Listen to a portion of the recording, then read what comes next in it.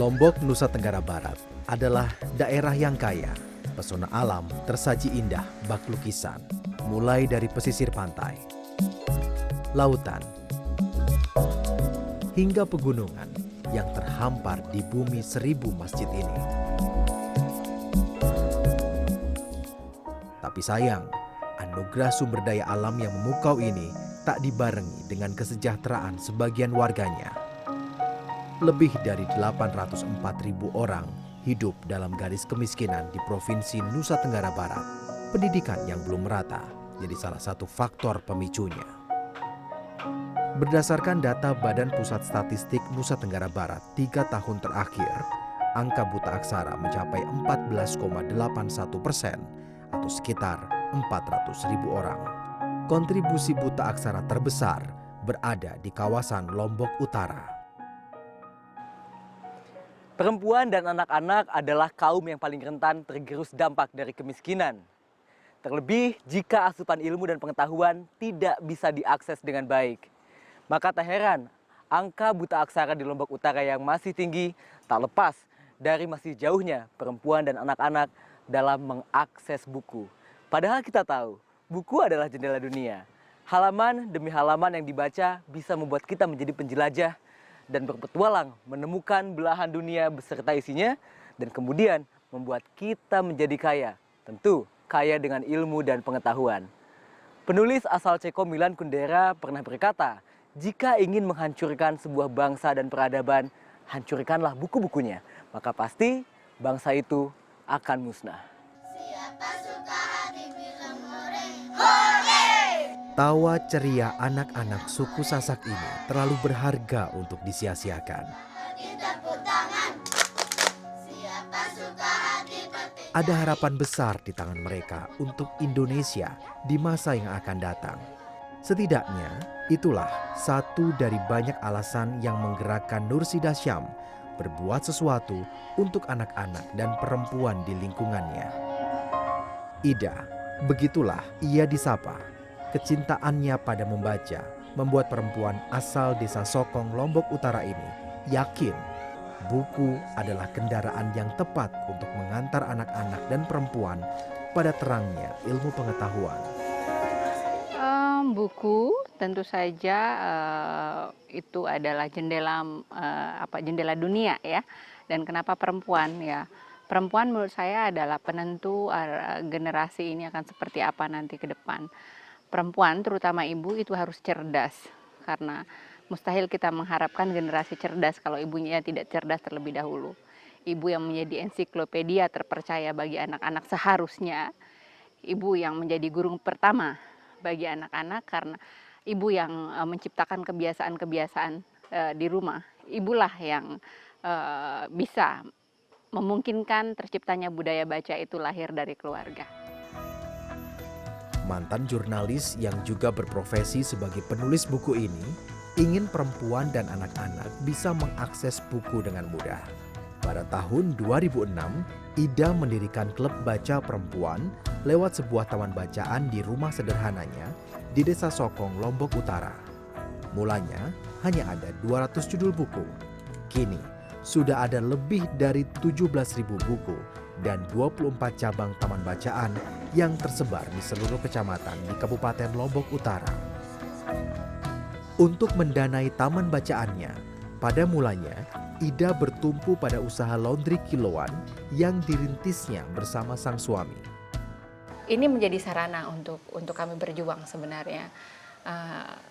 Suami pernah berkata pada ibu saya bahwa walaupun kami berprofesi sebagai tukang cuci, mohon maaf, membuka laundry atau apa, tetapi dari sini nanti gerakan itu bisa bermula gitu, kita bisa bermanfaat untuk orang banyak. Dari setiap kilo cucian yang kami garap itu Rp1.000 untuk gerakan Gemar Membaca ini, dan alhamdulillah. Apa aja syaratnya kalau anak-anak atau ibu-ibu pengen minjem buku di sini atau baca buku di sini? Yang penting dibaca, itu aja, nggak ada syarat lain. Ya, karena kita belajar kalau selama ini tuh diribetkan dengan urusan administrasi, masyarakat kita masih belum mau, masih enggan untuk membaca, dan Tentu saja saat ini Klub Baca masih berfokus pada bagaimana meningkatkan minat yang paling utama. Karena kalau kata orang, walaupun sudah ada makanan seenak apapun, kalau orang nggak lapar, nggak mau makan, ya nggak akan termakan itu gitu. Sama juga dengan buku, sebagus apapun buku, kalau belum ada minat, nggak ada panggilan untuk membaca, ya nggak akan membaca. Berbagai jenis buku ada di taman bacaan ini. Mulai dari buku pelajaran, novel fiksi, ensiklopedia, hingga buku-buku resep masakan untuk kaum ibu. Kini, relawan klub baca perempuan yang membantu Ida mengkampanyekan gerakan Gemar Membaca sudah berjumlah lebih dari 150 orang yang berasal dari berbagai profesi.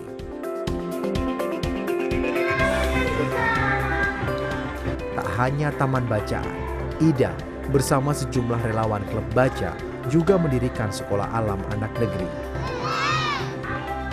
Sekolah ini didesain sebagai ruang belajar untuk anak-anak tanpa dipungut biaya.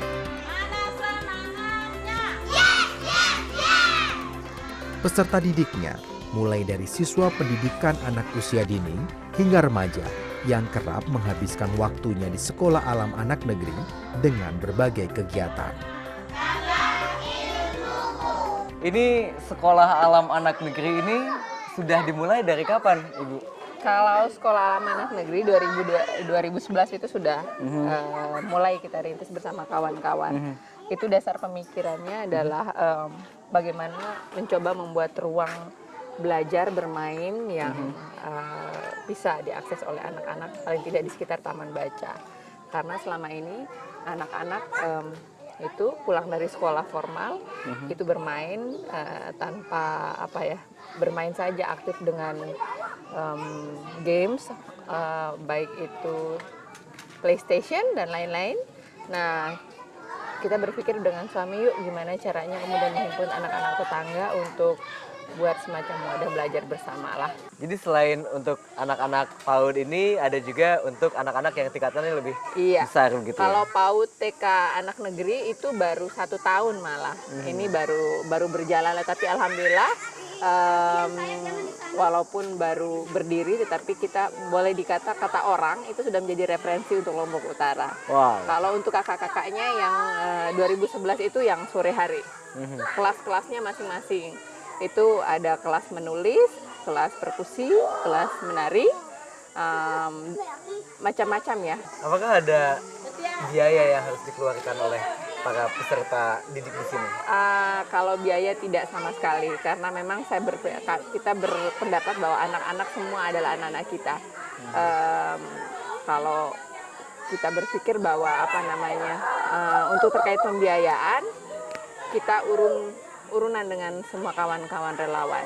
Bahkan yang menjadi pengajar pun bagian dari Klub Baca Perempuan, dan itu tidak sama sekali berbicara tentang honor dan yang lain-lain. Guru-guru sekolah alam anak negeri ini memang dengan sukarela memberikan tenaga dan pikirannya. Mereka tergetar melihat semangat Nursidah Syam.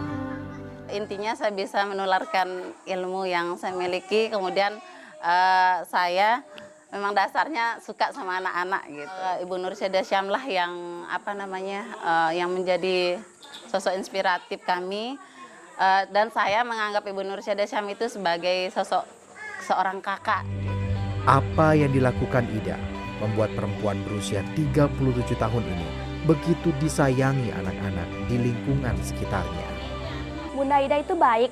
Dia itu perhatian sekali sama anak-anaknya, terus dia itu pokoknya inspiratif sekali dah. Pokoknya baik.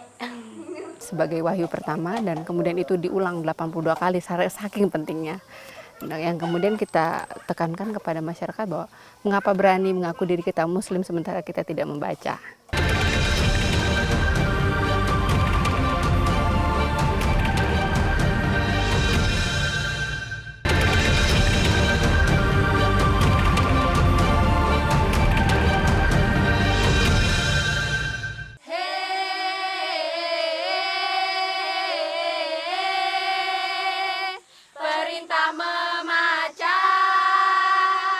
Membangkitkan minat baca bukanlah pekerjaan yang mudah.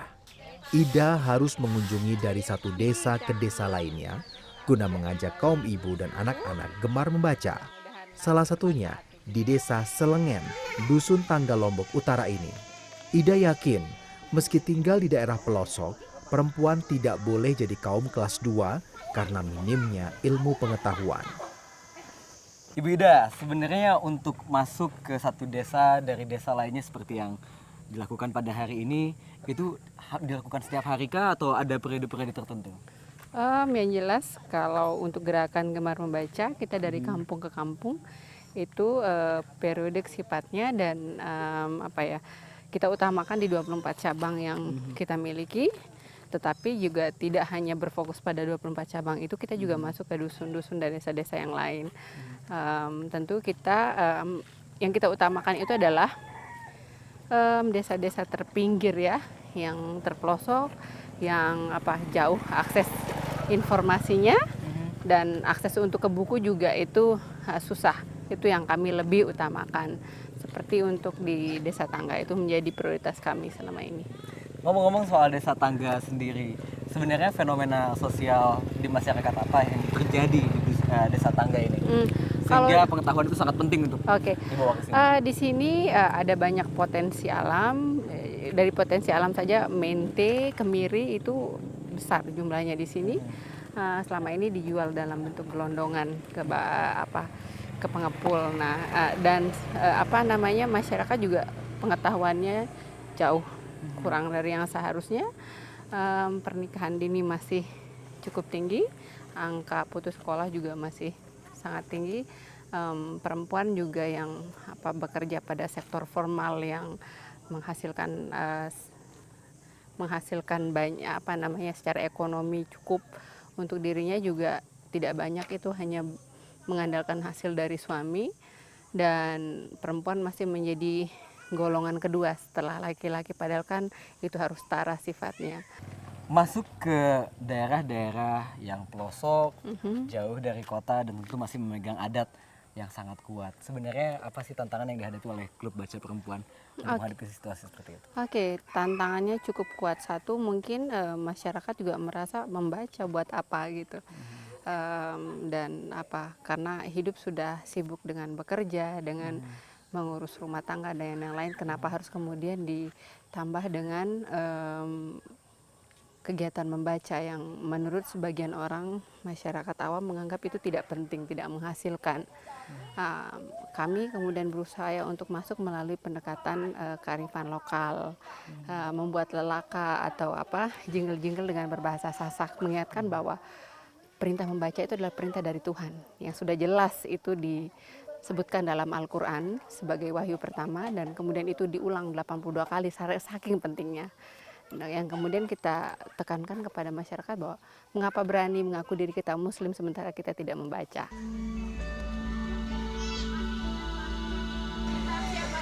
Kedatangan Ida yang membawa buku-buku baru disambut antusias oleh anak-anak dusun tangga. Di dusun ini sudah ada taman bacaan sederhana yang digagas oleh klub baca perempuan. Kegiatan membaca, mendongeng, dan bertutur dipadukan dengan nyanyian berisi pesan ajakan membaca.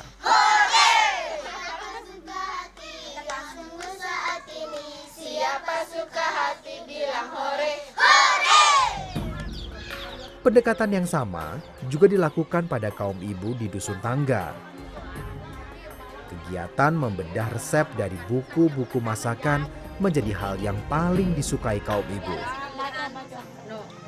128 gram tepung kan. Berkat kesabaran dan keteguhan Ida, satu persatu dampak positif mulai terlihat dan dirasakan masyarakat. Sampai kamu namai.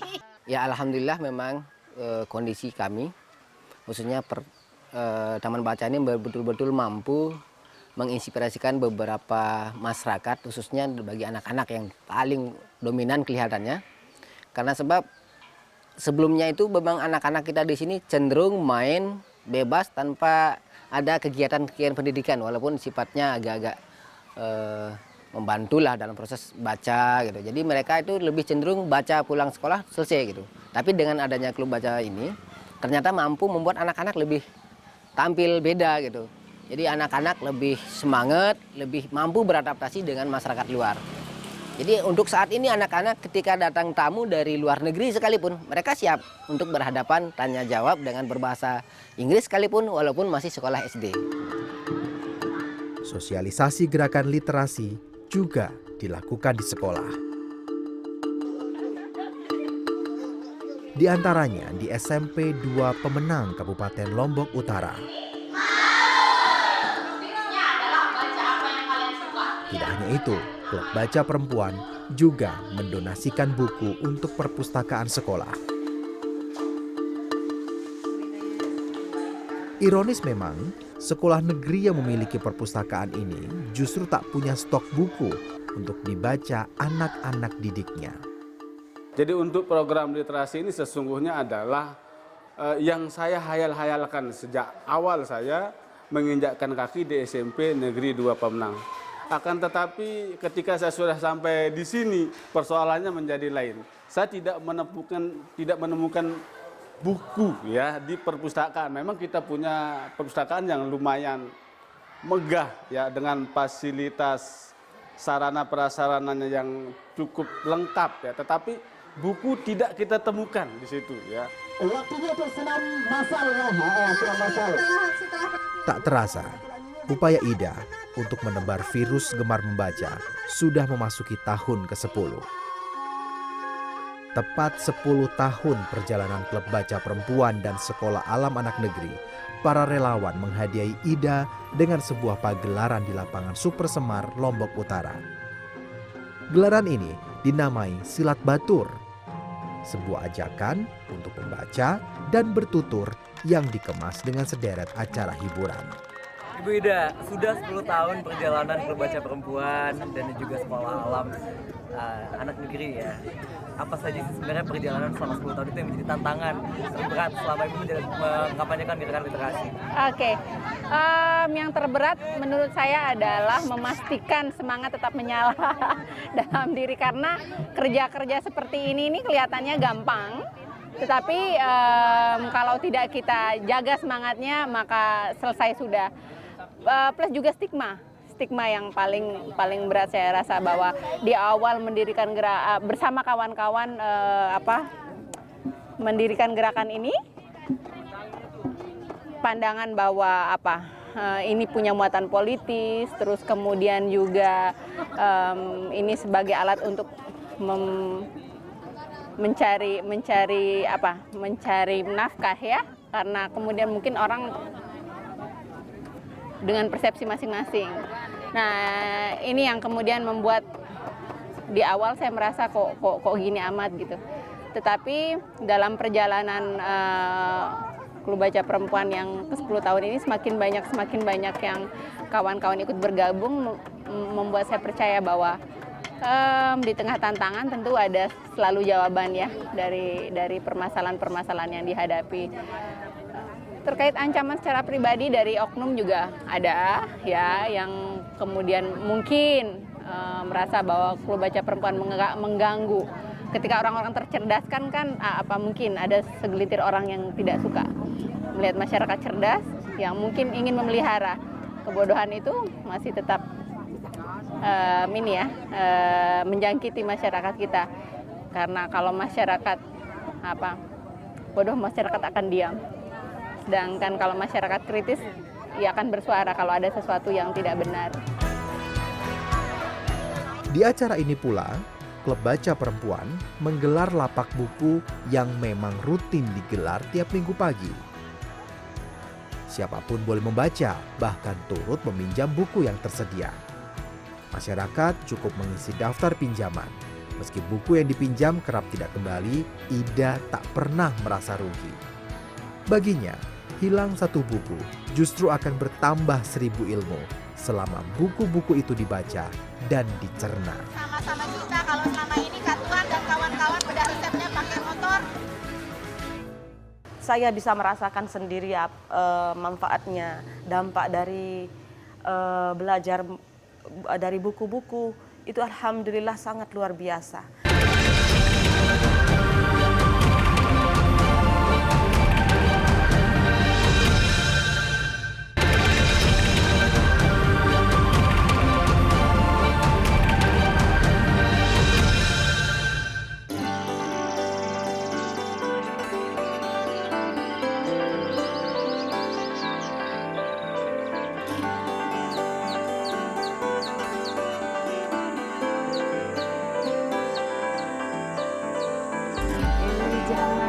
Berbagai kegiatan dilakukan klub baca perempuan. Salah satu kegiatan rutin diantaranya membuat kerajinan tangan. Banyak membaca memang membuat kreativitas kaum ibu suku Sasak ini terus bertambah. Buku-buku yang disediakan Ida di Taman Bacaan betul-betul dimanfaatkan oleh anggota klub baca perempuan. Tak hanya sekadar membaca, mereka pun mempraktikkan pengetahuan yang didapat dari setiap lembar kertas yang mereka baca. Ini adalah salah satu bentuk pemberdayaan masyarakat yang dilakukan oleh klub baca perempuan. Kapas. Iya. Sebetulnya konsep pemberdayaan yang dilakukan oleh klub baca perempuan untuk para perempuan sendiri yang Anda lakukan itu seperti apa sih? Sederhana saja Mas, bahwa kita pemberdayaan itu bagaimana mandiri menggunakan apa yang ada di sekitar. Contoh kalau misalnya di sekolah TK PAUD Alam Anak Negeri, guru-guru kami alhamdulillah secara kreatif sudah mampu mengeksplor apa yang ada di sekitar sebagai alat bahan peraga, tidak harus beli. Misalnya seperti ini, kapas menjadi domba, itu pun ditularkan ilmunya ke para wali murid. Ada nggak satu anggota klub baca perempuan yang sudah berhasil? Oh iya, ada. Itu Kak Tuan Suci ya, Kak Suciatun. Beliau itu sekarang bisa dibilang salah seorang pengusaha kuliner yang cukup diperuntukkan di Lombok Utara. Dari membaca, yang beliau awalnya adalah mantan buruh migran, sekarang malah menjadi pengusaha jajan kue kering, kue basah yang bermanfaat untuk tidak hanya dirinya tetapi untuk orang lain.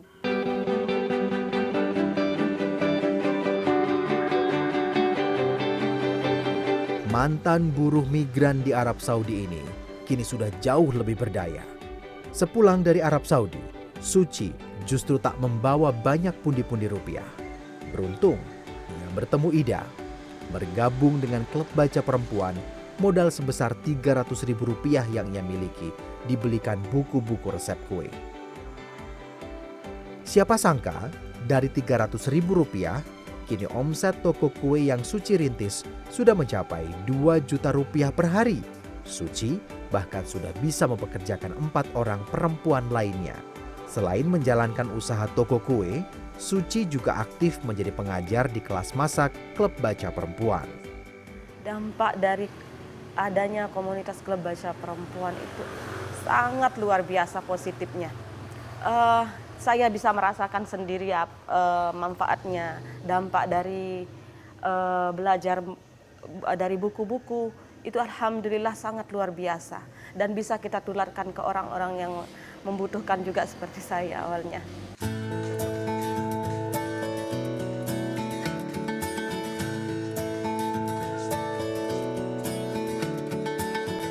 Atas apa yang Ida lakukan 10 tahun terakhir, upaya Ida menerangi Lombok Utara dengan ilmu pengetahuan lewat buku sudah diganjar sejumlah penghargaan dari banyak pihak.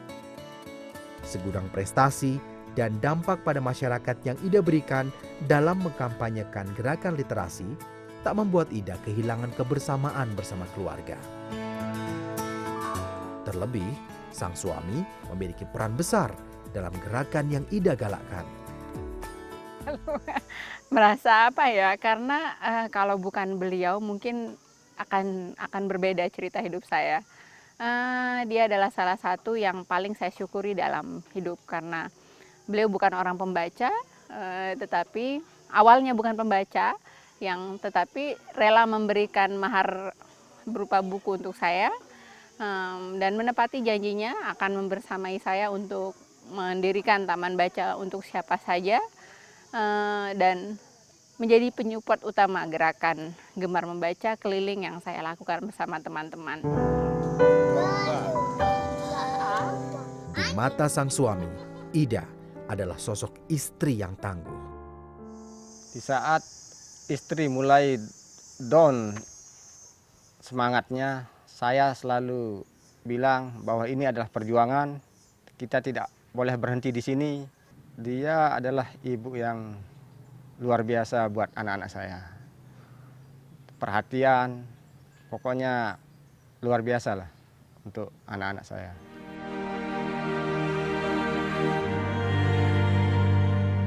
Ida berjanji untuk tidak berhenti. 10 tahun perjuangannya hanyalah kata pengantar sebuah buku.